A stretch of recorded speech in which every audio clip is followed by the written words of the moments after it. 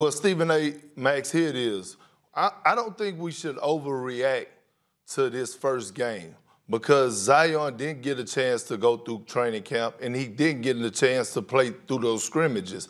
And as a player, that means a lot. It's a protocol that you have to follow for us getting back into game shape. The Pelicans didn't have practice. He wasn't able to scrimmage 5-on-5. Now, when it gets down the line to game 2 and game 3, and we start seeing many restrictions, now there's a problem. But I'm with you, Stephen A.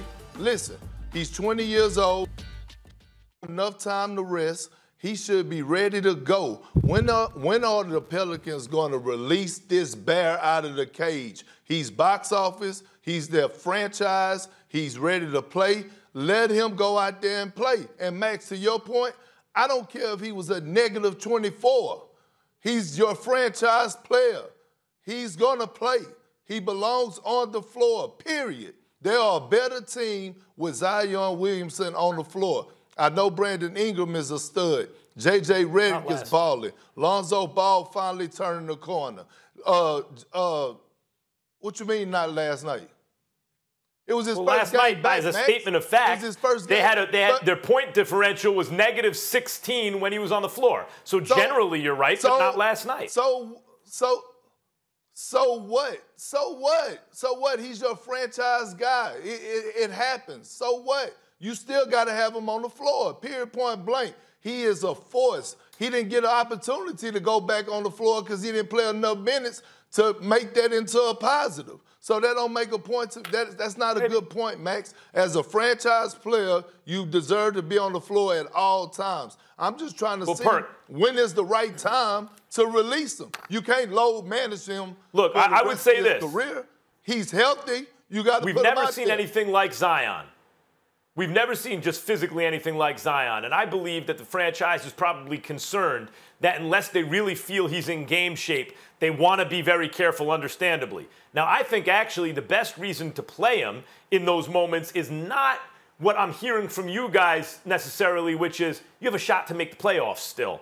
And you have a better chance with him on the floor, whatever his plus-minus was last night. Still, you're a better team usually with Zion on the floor. It gives you your best chance to win.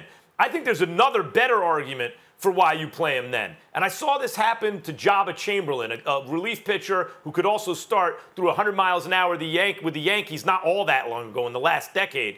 And they put him on a pitch count. They wanted to be very careful with him because he had this great arm. And in baseball, you don't want to throw too many innings more than you did the year before. As you're developing a pitcher, you're afraid to blow out his arm.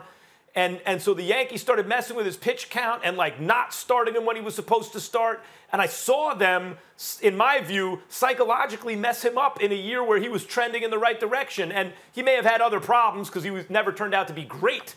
But I thought maybe he had a chance to be better than he was. And that's the best reason to me to play your prospect, your prized kind of franchise guy when it matters most.